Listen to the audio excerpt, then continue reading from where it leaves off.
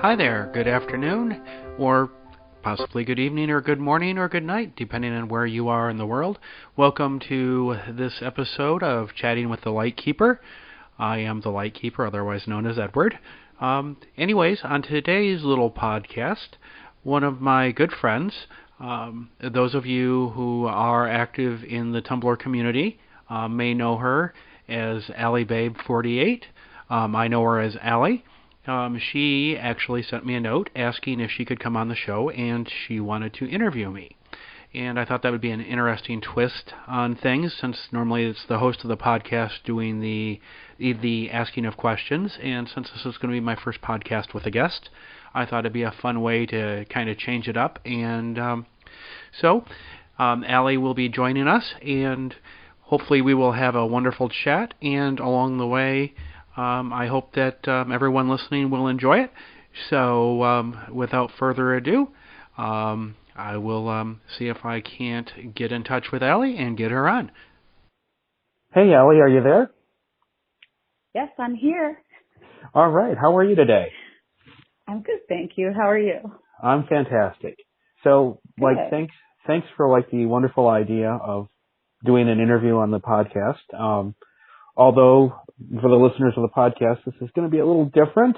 It's my podcast, but I'm not going to be the one asking the questions.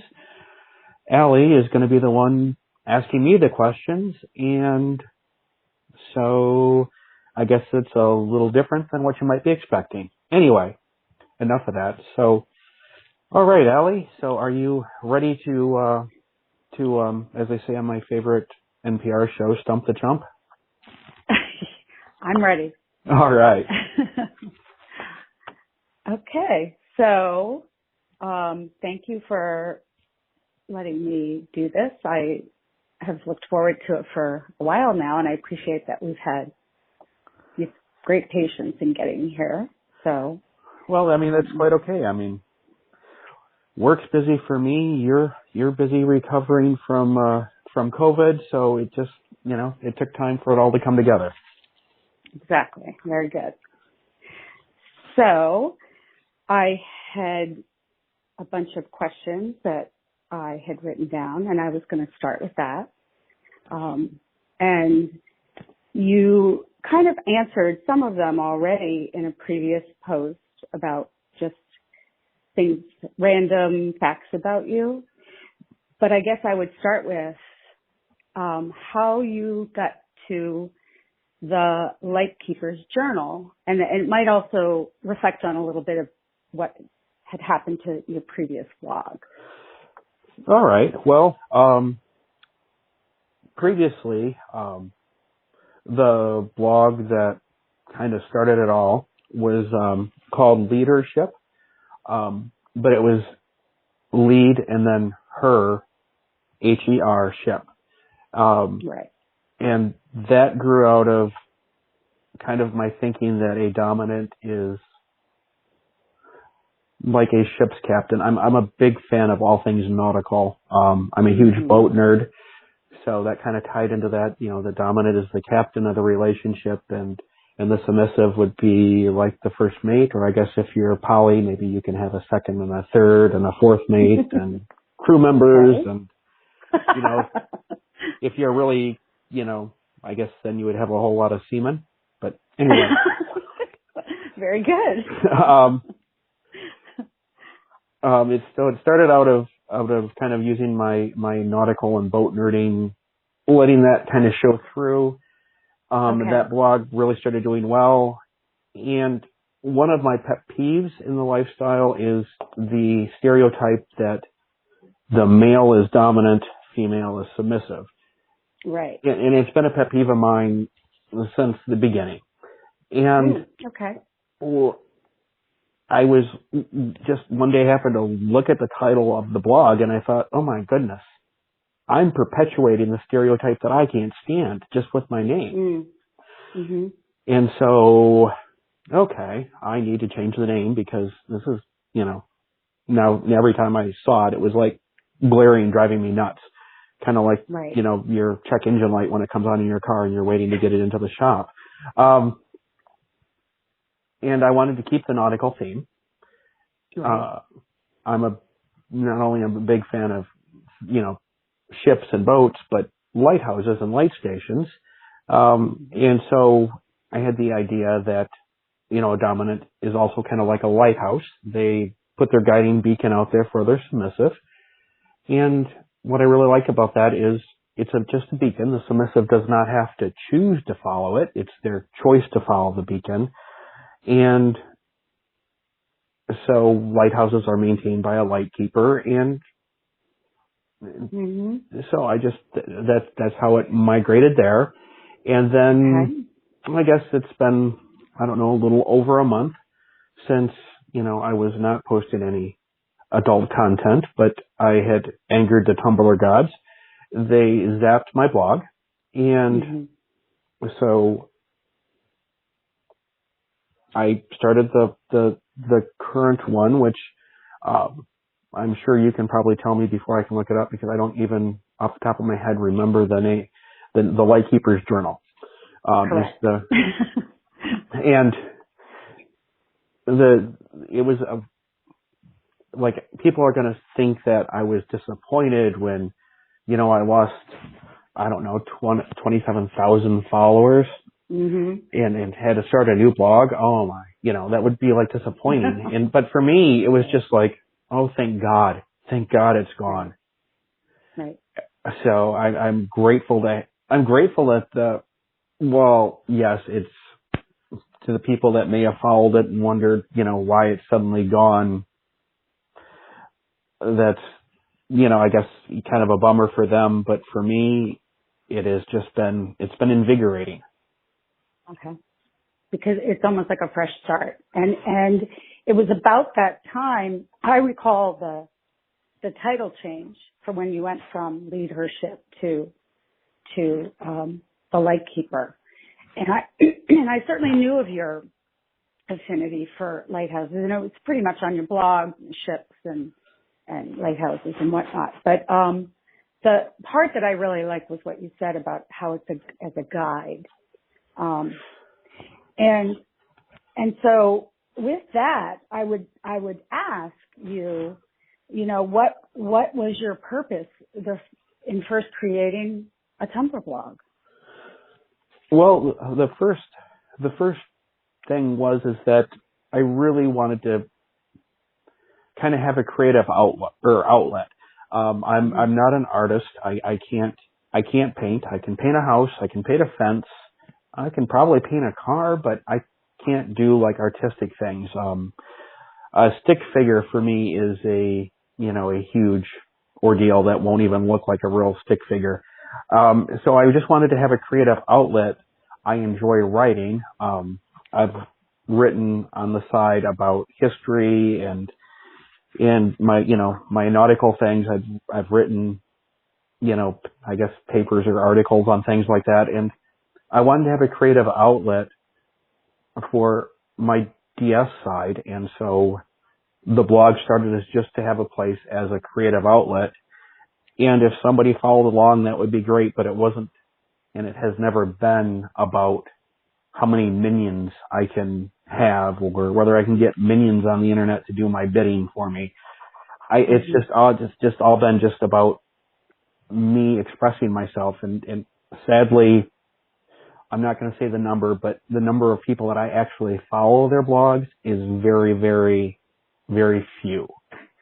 So it's really more for me. It's just about having a place where I can go and just express the bits and pieces of me that I choose to express there. Right. Okay. And so I like, excuse me, I like how you also said how it evolved out of stereotypes that you didn't like and wanted to get away from, and everything kind of evolved. And I guess you would even say that about your blog. The one thing I always remember the first time I saw was the her, and how, it was a play on words, but it was also clear that there was a lot that you were not only using as a creative outlet to express your thoughts or your even opinions, but but that you were also teaching. I often, when I first discovered your blog, I think I came to Tumblr almost 3 years ago, it was a place for me to go to kind of read and learn about things. And I know early on I had asked you to be a mentor because there was so much I really didn't know. And then I really didn't get to use you as a mentor, but we became friends. And when I think of, teacher and mentorship, I always found that was a really good analogy for your blog, that there was a lot of teaching going on. There was other stuff, obviously, but that was a good one. I find, I know it says you had a fascination with history, and so is there a background in education as well? I do have a piece of paper that says I have a Bachelor of Arts in history, and my minor ended up being political science. So, if only I'd gone with the Bachelor of Science and a major in political science, I could have had a BS and PS. Or I guess now it would be just a BS and BS. Yeah. But I originally, when I finally settled on history as something I actually wanted to explore, and get my degree in, the only thing you can yes, there are other options out there for people in history, who want to take it as a career. They can go make minimum wage and work part-time at their local museum, if they have their history degree, which, I love working and volunteering my time at places like that, but it's not a place you can make a living. So I had to go the education route and to look at being a teacher. And at the time, the university that I went to, you didn't get into the classroom and actually really experience what it was going to be like to be a teacher until you were in your second semester of your junior year. Right. And at that point, the history side of the degree is pretty much in the bag. And when I got into the classroom, I was just like, oh my God, I cannot do this. It's not that I can't teach. It's not that I don't enjoy teaching. It wasn't that I disliked the kids, although, some of them, you don't like, or the parents. The typical things that I think most people think of when they think of somebody who said, teaching is not for me. It wasn't any of that. It was just the simple fact that the way the education system works, for better or worse, is that you're paid and your value is based on how long you have been in the profession and what advanced degrees you have. It has nothing to do with whether you're actually a good teacher or not. And I've always had, I guess maybe it's a very American, thing that is put into us, but that our value and how we succeed in life is based on what you do and how well you do it. And since how well you do it has no part in the relationship to success as a teacher, I'm like, I can't do this. And since I was already, I had like 3 sophomore years and was already, I think they called us super seniors. At that point in time, I joke, I served 6 years at university, like it was a criminal sentence or something. So at that point, I wanted to get on with my life. I wanted to get out of school. I didn't want to go play major roulette and find something else. Right. So it was history and political science tied in nicely. And I got out with my history and political science degree and somehow found my way through, forces of the universe, landed myself in with technology and have found a home in tech. And the great thing is not only am I in a career that I love, but I also get to teach as part of it and train and do all of that. And I'm valued in theory, I'm valued by, how well I do. So, Uh-huh. so Okay. I still am teaching. I'm just not a teacher. Right. Academia certainly is, at any level, certainly interesting. As a former teacher, school teacher myself, I appreciate that. And I also had that moment where I questioned, I had been in classroom, had been working with children and teaching since I was very young, but in my junior year I had one of those moments substituting teaching, and the erasers were going, and I thought, this is not what I want. And I was ready to get out too, and I didn't, but I had to add a little. I had to go back also, and I did the 5 years. I did 5 years term. But I stuck with it, and I was glad that I did. So it's clear that you have that background just in what you write and what you do. And I've seen in one of your later posts about your nickname was Wordie. And there are times I have to really settle in to read them because there's so many things packed in there. And they're good. You almost have to focus on it. So, but tell me how you got the nickname Wordie. Well, growing up where I did, I guess it's regional, but I mean, people often think of kids in Indiana growing up with a basketball in their hand because Indiana is a basketball state. Where I grew up, we grew up with hockey sticks in our hand, and we were either playing hockey in the street or my friends, our parents were gracious enough that I don't know how many hours my dad and one of my other friends from, way back through school, his dad spent out in the cold, freezing tundra and in the wintertime, and they would build us hockey rinks in our backyards. Wow. Cool. So played a lot of hockey, went off to serve my 6-year sentence in college. And hockey was a part of that sentence.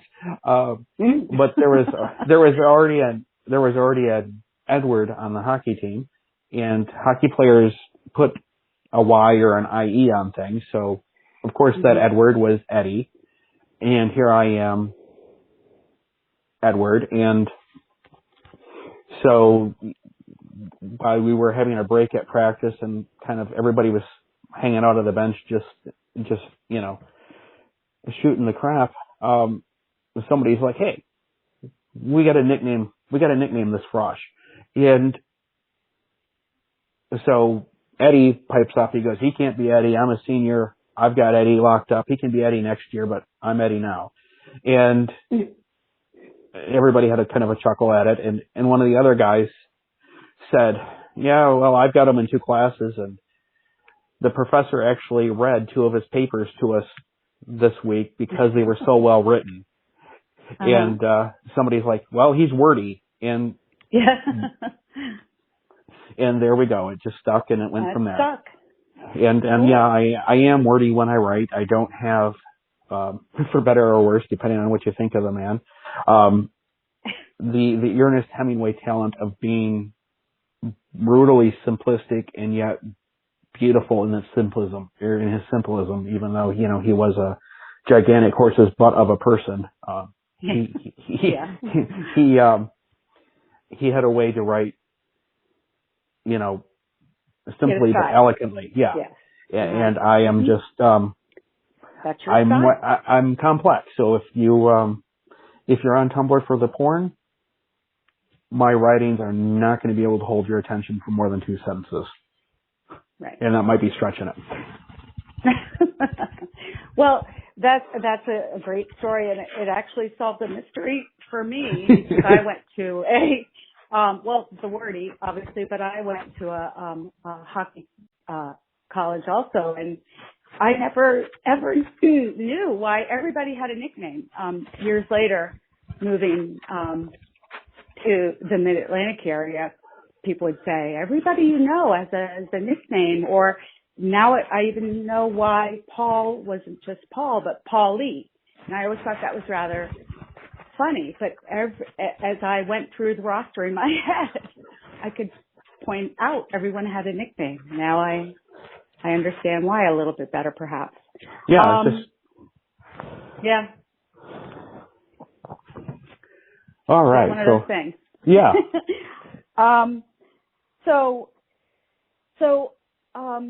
So the podcast you've had almost about the same time that you started the new blog.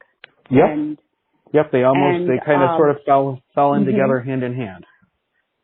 And it kind of was another, I know you had talked about doing it. So it's another almost like creative outlet, but in a different format is essentially what it is. Right? Yeah.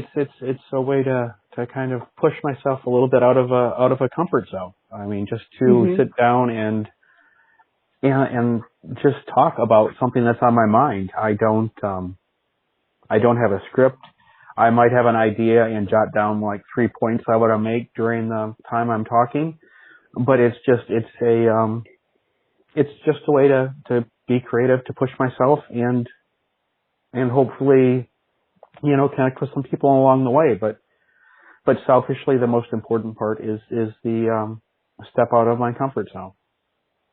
Well, I think you've done a great job with that. I'm very impressed that you only have a couple of things jotted down. For this brief interview, I have to say, I have notes everywhere.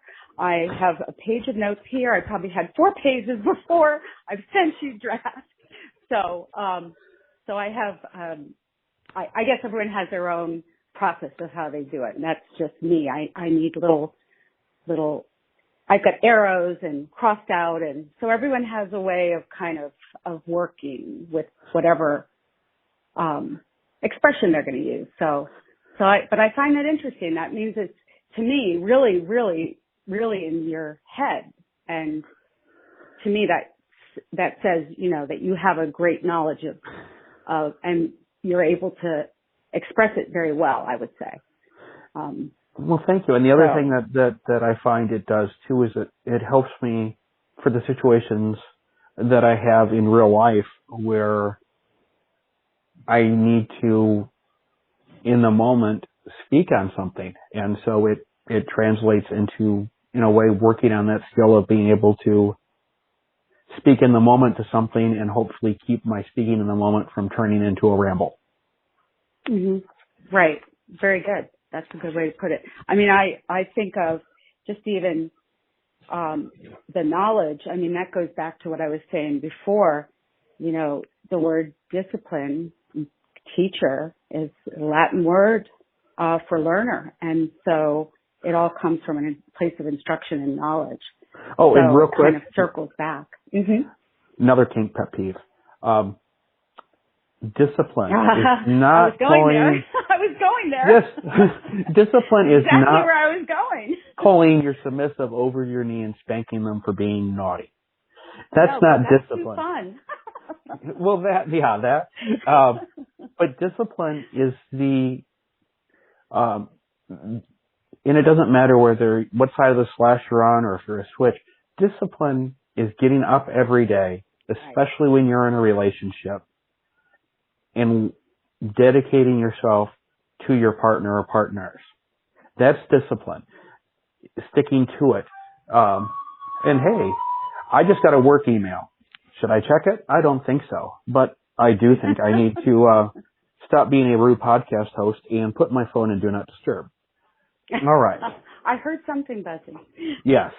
But discipline is having the desire and making yourself stick to and will yourself to do it. It is not about punishing, correcting, whatever word you want to use. That's not, to me, that is not disciplining. That's not discipline. Discipline is working on yourself and your relationship and putting in that work, daily, because it's needed daily. Mm-hmm. But it just drives me nuts when, I see somebody like, oh, I discipline my submissive this way. No, you have to do discipline, self-discipline for your relationship. It's not about, it's not about the fun of pulling somebody over your knee and saying naughty. Right. And when there is something to look at either in yourself or in your relationship. Again, and I even think of taking this back to a classroom as a teacher. You're looking at how, your techniques, like you said, what you're doing, and how that's coming across to them, because that's really important. And then how to help them to learn. I mean, that's really the key. If you're thinking about changing a behavior, you can't just say, don't do it, for one thing.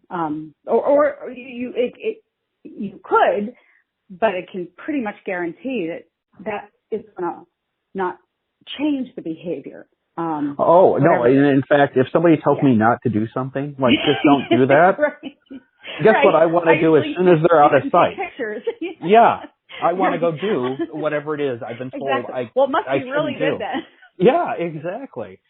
Like I'm a skier as well as a nautical. Which I love, as you know. Mm-hmm. And I love to ski out of bounds. I love to lift that rope up and leave the boundary of the ski area, or not even set foot in the ski area and spend my morning with a miner's lamp on my helmet and skis on my backpack and hiking up a mountain. Oh, yeah. That's where my new thrill. Did you do that on your first day out? No, it was 25 years into it that I started rope jumping. Exactly. It started out in baby steps. Okay, this is, I can ski here and then I'll come back into the resort here, and everywhere I'm going to go, I'm going to be seen, and I'm going with a group, and now I've advanced to a new level of stupid, where I have an avalanche beeper and will occasionally go by myself into the backcountry. And so if any of you listening out there are backcountry skiers or experienced in the backcountry, yes, I know I'm being incredibly stupid. But it's my choice to be stupid. So, yeah. Yeah. And you're doing it with a little, with at least, a modicum of what you need to have to be back there. That. Oh yeah. Yeah. I've taken classes. I've taken classes. I didn't start by going off solo. I started going off with experienced groups. And I think this applies in life, and it's especially true online with the lifestyle. So I'm going to speak to any dominant that is out there. Shut up and listen.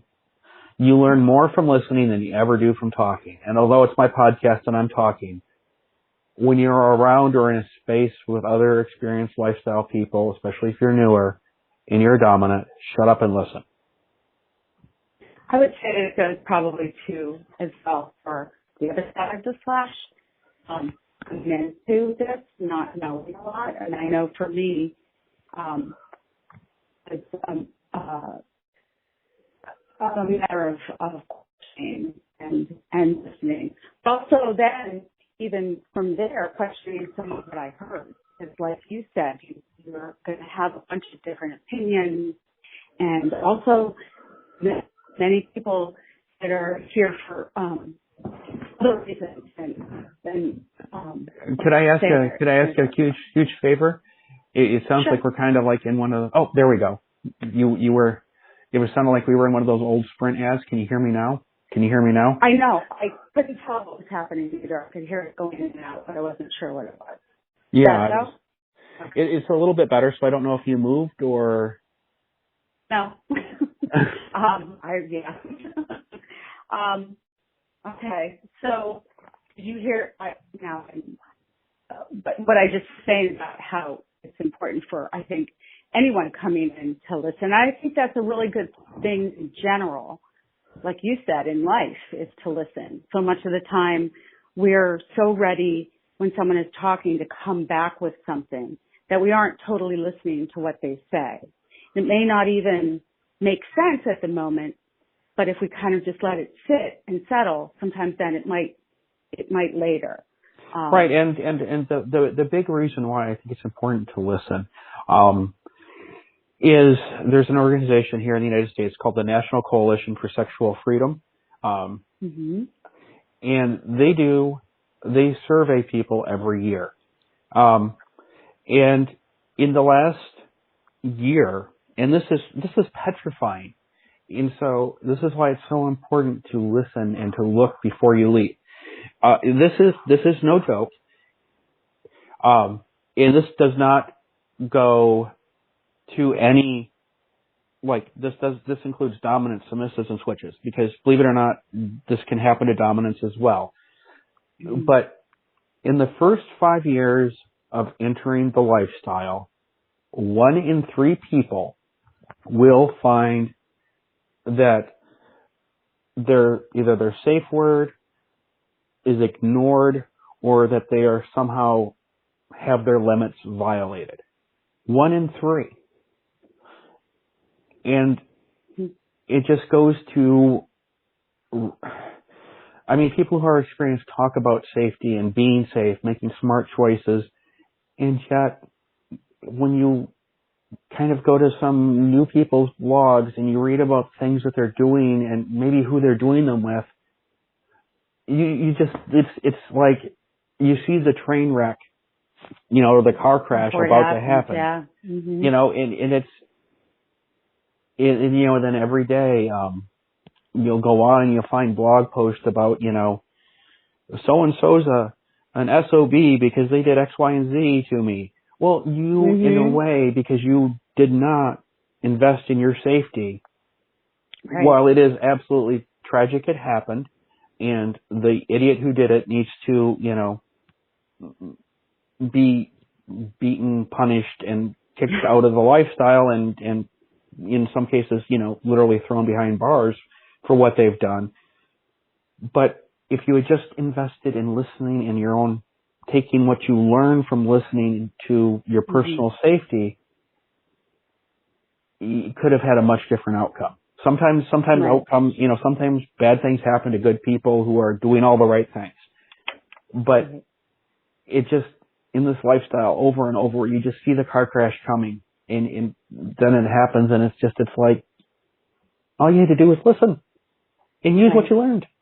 And you might have had a close call and had one of those whoa, not going to do that again moments, but you got away clean and free. But it's so important that people learn and listen before they leap. So, right. Okay. And I think that's a really good point. I think just even the world of online anything. We found out that I like a certain area that I know you do as well of the country, but we've over the time that we've known each other, and I've asked you some questions and certainly followed your blogs and read and tried to learn. Really, when I kind of joke when I would tell you back in the beginning of the lockdown, it was almost St. Patrick's Day, and I wanted to, and we talked at length about corned beef brisket and how nobody really likes to eat it, and we really like it, and so I think that sometimes it's just even those simple things, and so therefore from that point here,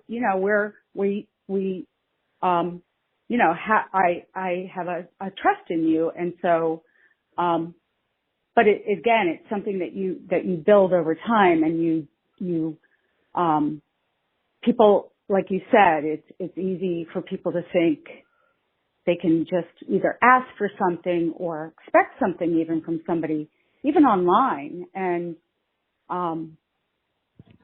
either that is, it can put you in a bad spot if you're not careful. And right. I think that was something I really learned that was really important, was to kind of not, be in a hurry, just kind of,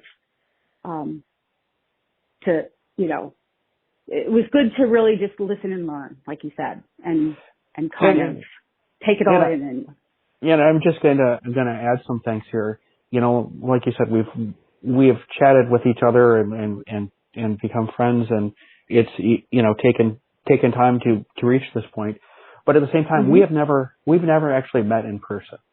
So even if we did meet in person and even though we've talked and we have a level of trust between each other because we've talked for, as long as we have now, but just because we have that level of trust from our communications, online and phone calls and whatnot, that's not going to carry over into like a real life scenario. Like if we were somehow to meet next week, even if it was just for coffee, because let's say life wasn't what it is now and I was traveling to work and I was in your neighborhood and you were going to have a cup of coffee to put actual faces, real people to real people. Right.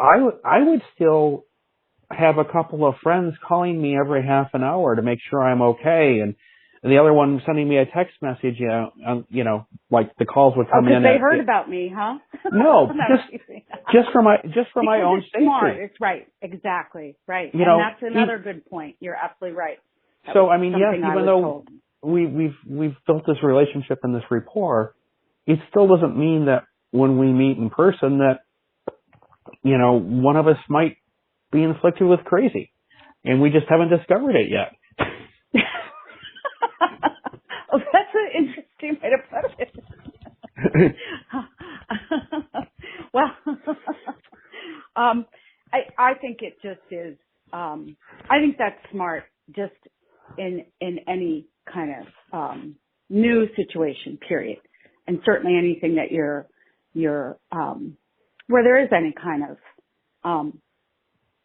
potential risk. And I mean, obviously there's potential risk in everything, but it's just really about being safe and smart in whatever you do. And it's why you get in a car, you said, and you buckle up in an airplane, and I do too. I mean, there are people that, just don't for whatever reason. So there are just little things you can do just to be smart about you're taking care of yourself is all. Right. And when it comes to taking a risk,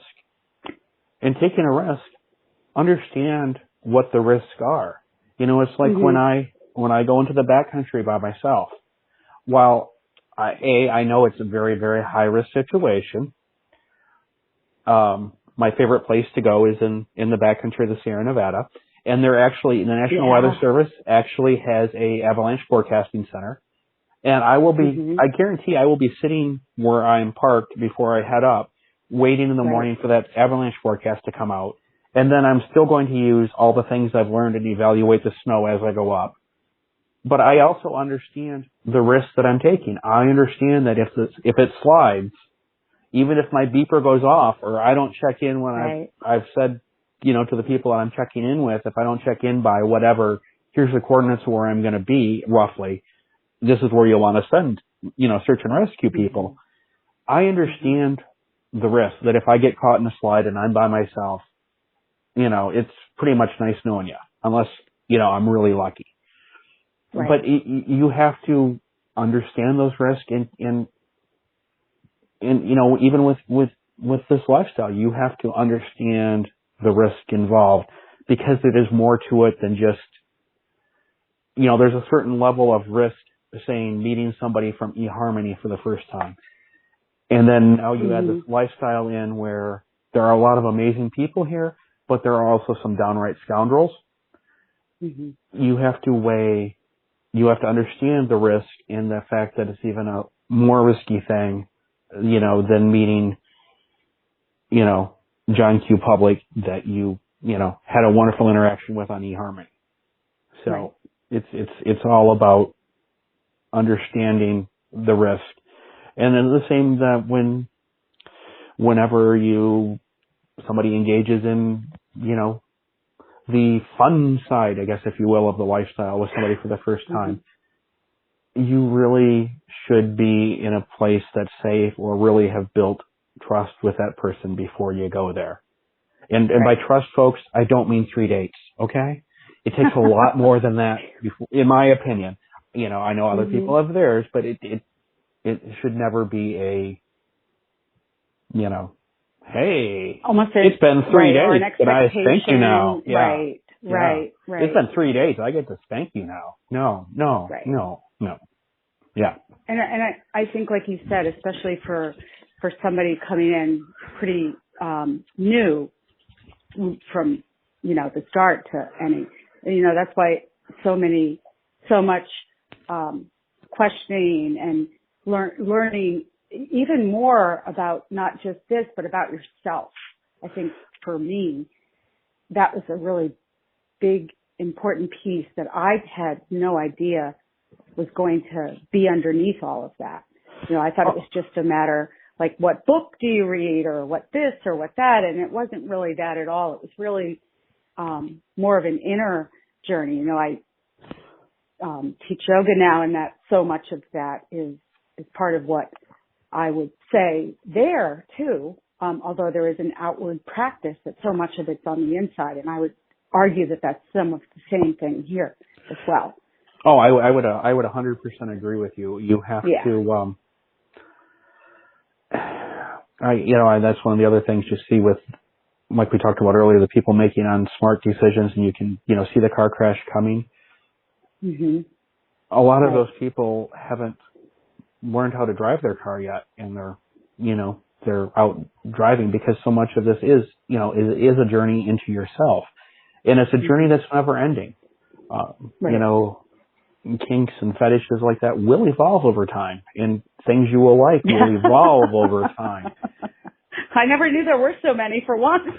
Yeah. Oh, yeah. But it's one of the great things. At least for me, I am an individual who enjoys learning, who enjoys, being challenged to see things differently. And so that's one of the great things about this lifestyle is the opportunity to grow, learn, and really continue to blossom as a person, because it will change how you perceive yourself as you grow. And it's just my experience, but those people who invest in themselves in this lifestyle, even if they step away from the lifestyle, their time here in the lifestyle makes them a better version of themselves. Mm-hmm. And that kind of swings us all the way back to what, your original title of your blog. And again, just the whole part about, discipline, teaching, instructor knowledge. I just want to thank you for what you do and have done. And obviously, many of the people that, followed your blog before and are trying to perhaps hopefully find your blog again will have that also as part of their goal, just in terms of reading something and trying to internalize what that means for them, or expand their knowledge. As you're expanding, that's opening up your mind, and that's helping you to grow in that way. So, and it's one of those things too, where when I do get a question from somebody on my blog, like, even if it's somebody who's like brand new to the lifestyle, oftentimes that question causes me to think, even though I've, I've been here, done that, and have a t-shirt. A lot of times it just really can kind of make you stop and think for a second, or see things a little differently. So when another pet peeve is experienced lifestyle people who think they know more than the new person. Mm-hmm. And while they may know something, they may have more knowledge per se. Right.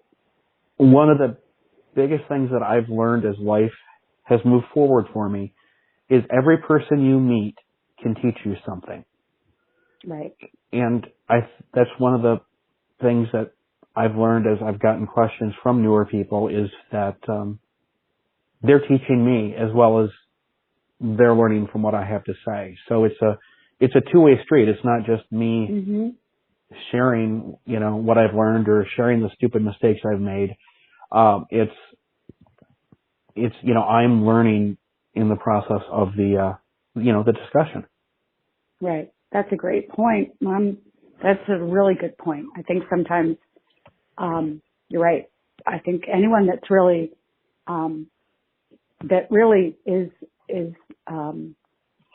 it has to be both ways for them, or it should be both ways for them, because there's always something to learn. And no matter who you are, and like you said, no matter how much you may think you know, there's always something. And I believe, that we have people put in our lives for certain reasons. Either it's just to give us a chance to look at ourselves, or to learn, or they're learning from you. Like you said, it's you look at every interaction in life that way. You have a much different, even something like, you said, for me, COVID, it wasn't as like, 2 weeks and I'm over. It's been a little bit longer. And so I keep kind of, certainly it's not something I was like, oh, hey, yay. But I'm trying to look at what the lessons there are for me. And, it's not a person, obviously, but it was a big thing. It obviously brought, the world to its knees in a certain way. So what does it mean personally to me? And so I think that's a really good outlook and perspective to keep with everything. And since you brought it up, one of the things that I always suggest, no matter your experience level in this lifestyle, you said, what does this mean to me? Mm-hmm. Well, in this lifestyle, because there are so many, the list of acronyms in this lifestyle, it's huge. Yeah. And there's new ones created. There's new ones created every day. And I guarantee you that once a week, I will be asking Google what this abbreviation means. But because there are so many definitions, acronyms, there's no Webster's dictionary of terminology. There are assumptions, but that's just it. It's an assumption. Right. So people really need to ask, well, what does that mean to you? Because one person, say, daddy dom, could be another person's master or traditional dominant, or so, it really, you need to ask the question, what does that mean? You have to ask yourself, what does it mean to you? And then when you're talking to somebody else and they use a term that, especially if somebody you're getting to know and you want to get to know them, find out what that means to them. Don't just apply your definition to their term. Right. So, because I think that even goes to listening. If you're really listening and learning, you're not assuming something. And, I think that is, like you said, part of it.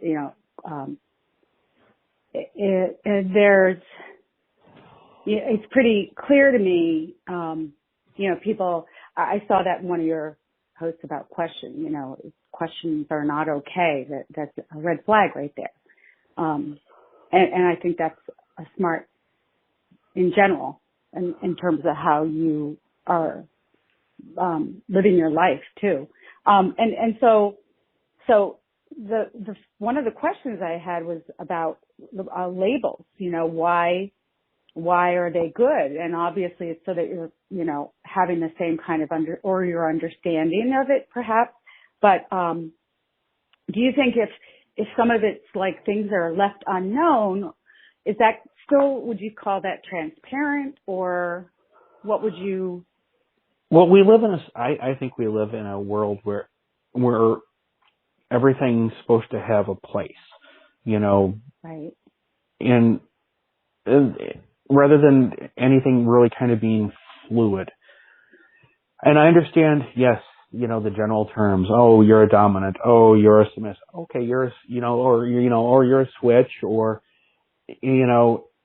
all of those labels I understand. But when we start to really add, I don't know, extras on top of the basic labels, what we're kind of in a way doing is taking away the ability or the desire for people to really ask a person or get to know why they feel that way.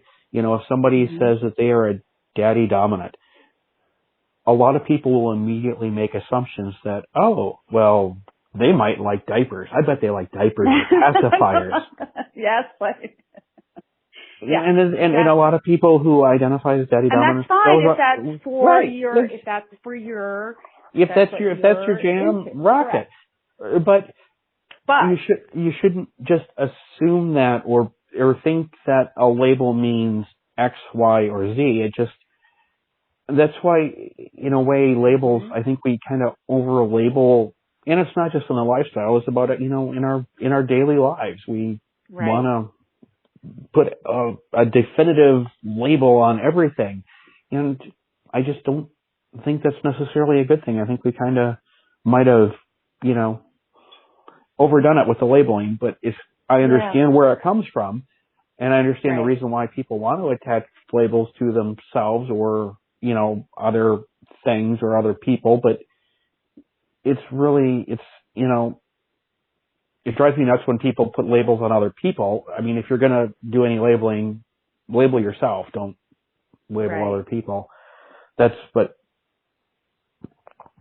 yeah, we just over label, and some of the labels are more marketing than anything, in my opinion, based in reality. Right. And I think, what you said before, just again, so it can, how you're able to evolve out of the stereotypes, whatever they are. And so if you're more open to that, it might, I certainly looked at that and thought, no, no way, that's not, but I didn't understand a lot of it. So, there was so much of it, for me that was really new and learning. I remember, somebody had said something about dominant, but, you want, is that what, is you want? And there was a difference though with domineering. And again, I think that it can be so subtle as that, it's the same root of the word, but it comes from a different place, and it will result in a different outcome typically as well. So, Well, and one of the other things, kind of difference between dominant and domineering. I remember what feels like, years ago when we used to go to bars and restaurants and you could hug people and all these back in the old days. Yeah, back in the old days. Oh gosh. But I was at a munch, which is just, if you don't know, a gathering of folks in the lifestyle, and it's in a social atmosphere like a coffee house or a restaurant or a bar, and you basically sit around and talk with other people that are in the lifestyle, so you can be open about the lifestyle there in a setting where it's safe to do it. It's no one's walking in with leather whips and chains. It's just, if somebody walked by, it would just seem like you were sitting with a non-socially distanced and overcapacity sized group, unless you live in certain states where they don't have those restrictions anymore. But anyway, about halfway through the night, a newer submissive who was like across the table from me turned to me and said, "How are you a dominant? You're not trying to continuously control the conversation, and you're actually listening." And I'm just like, wow. I'm like, I just want to be like, I'm sorry, but wherever you got the idea that loud and boisterous and obnoxious behavior is what a dominant is. Because if you're a dominant, you leave the relationship, but you can't leave the relationship if you don't listen to the submissive to understand where they want to go. Yeah. Or if you're taking the submissive where you want to go and the submissive has no input or doesn't, it's like, oh my God, you have to listen. You have to be able to have a conversation, and you don't have to control the conversation because you're a dominant. You can just have a conversation. It doesn't have to be, your talking points. It just blew me away. I was just like, oh my God. Yeah. And I think that's true. Probably, I know it's true about really any relationship. I mean, if you're not able to have that kind of same, even shared vision of whatever it is that you are moving towards together or working towards together or whatever, if you're not even on the same page in any relationship, you're headed into probably some troubled waters there.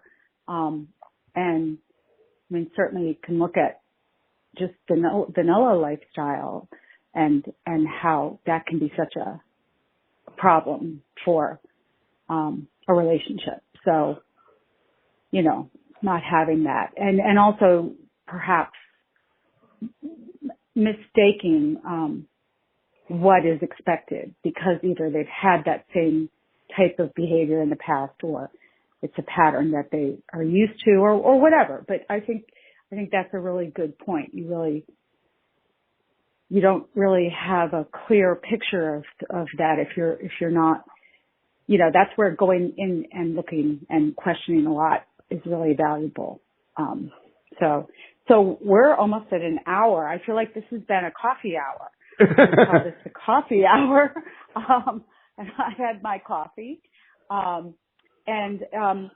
It's Sunday. Is a nap in order for you today? I know you like your naps on Sunday. I think once I get laundry started, I will have a short nap. You know, in the time it takes the first load to wash before it's time to, I am still gifted with great hearing, so the sound of the washer doing its chirp, even though it's in the basement, it still wakes me up. So I think I'll get, you know, whatever that is, like a 35, 40-minute nap in, and on top of that, power nap. Good. Yeah. Sounds but good. it'll probably be in a couple hours because since my world changed with COVID and I went from being on the go and out and about every day, I jokingly call her my home office supervisor, which is my 14-year-old big old Dachshund mix. Yes. She has become very much a timekeeper. She knows that her meals come at certain times, and so her meal time is roughly in an hour and a half. And so I'm starting to already get the looks of like, you know, hey Dad, I hope you're planning on that, right? yeah, or you know, how about an early lunch today? I could really go for an early lunch today. So yeah. Yeah.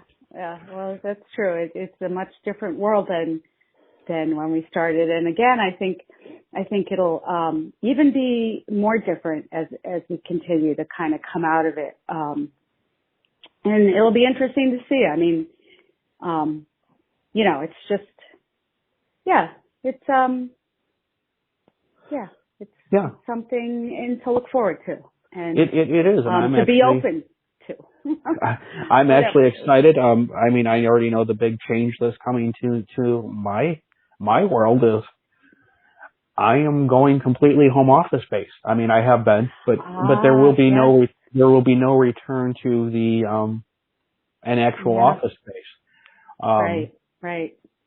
Common for a lot of people. Mm-hmm. And I'm looking forward to on days when, you know, I didn't have to, where my office was depending on traffic would be anywhere from 50 minutes to, we'll put it at an hour and a half on the bad end of things, traffic wise commute. So on a day when, you know, going forward, I won't, you know, if I don't have to be in the office in the old days, you know, even if you didn't have to be there, you had to be there. I don't have to be there anymore. So, I mean, I'm looking forward to having that continued flexibility. So. Right. Which I think is going to change, like you said, so many things. And just being open to kind of whatever comes is, you know, evolving, I think is the word I would say. Just being open to change and evolving. So thank you. Oh no, I've got a question for you. I get to ask a question here. What is the biggest thing that you've that the lifestyle has not necessarily given you, but you've discovered about yourself as you've journeyed into it?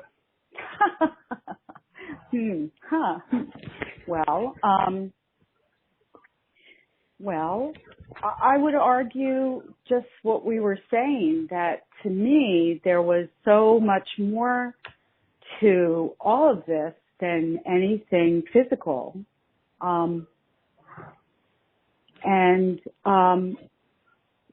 That there's still so much I really don't know, and so time and again I often questioned, even staying as it were, and continuing to learn or not. So what made you stay?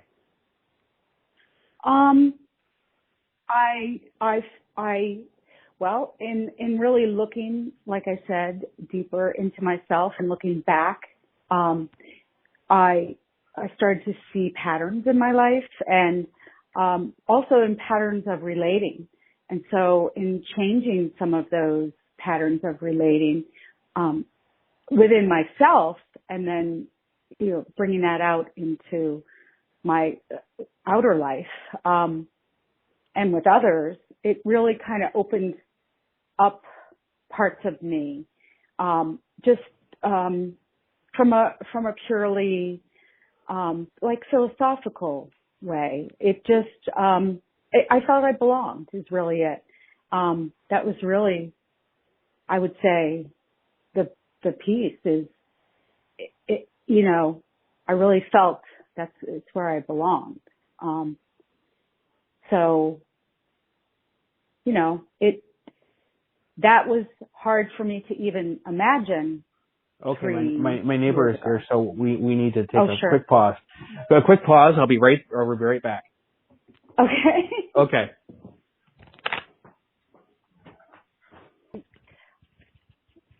I appreciate the opportunity to do this. It certainly was good for me, and I hope that your listeners will also appreciate it. Well, if not, they can go find one of the other millions of podcasts out there to spend an hour of their time with.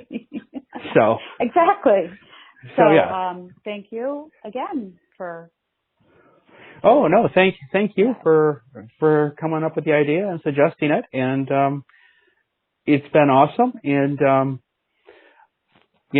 I was going to say I look forward to chatting with you soon, but I'm sure I'll chat with you. Yeah. Next day or so, like we always do. So. Right. Exactly. Anywho. And remember about those busy weeks. Oh yeah. It still boggles my mind that I feel busier working from home than I did when I commuted and traveled. I don't understand how that works, but yeah. Same. Totally. Yeah. Agree. So different. So, all right. Thank you so much. Oh, thank you. Okay. Bye. Bye. I want to give a big thank you to Allie, which some of you may know by her blog, which is Allie, ALIBABE 48 on Tumblr, and she is a great friend of mine, somebody that I actually connected with through my Tumblr blog, one of the many amazing people that I have met through my blogging, and it was her great idea to come on and do an interview, although she wanted to be the one asking questions, and I thought that would be a unique twist, especially the first time having somebody on. So I hope that you enjoyed this installment of Chatting with the Lightkeeper, and I look forward to chatting with you again in 2 weeks or less.